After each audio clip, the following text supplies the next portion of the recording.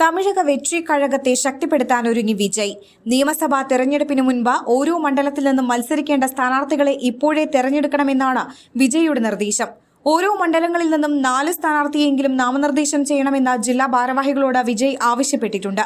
വിജയ് ആരാധകർ കൂടിച്ചേർന്ന തമിഴ് രാഷ്ട്രീയത്തെ മാറ്റിമറിക്കുമോ, സ്റ്റാലിനെ വിജയ് വീഴ്ത്തുമോ എന്നും രാഷ്ട്രീയ ചർച്ചകൾ നടക്കുന്നു.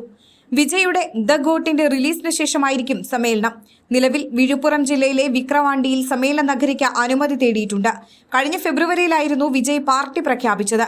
2026 നടക്കാനിരിക്കുന്ന നിയമസഭാ തെരഞ്ഞെടുപ്പ് ലക്ഷ്യമിട്ട് തമിഴ്നാട്ടിലെ ജനകീയ സാമൂഹ്യ പ്രശ്നങ്ങളിലെല്ലാം ശക്തമായ ഇടപെടൽ നടത്തിയാണ് വിജയ് പ്രവർത്തിക്കുന്നത്. DMK സർക്കാരിന്റെ കടുത്ത വിമർശകനായി വിജയ് ഇതിനോടകം രംഗത്ത് വന്നിട്ടുണ്ട്.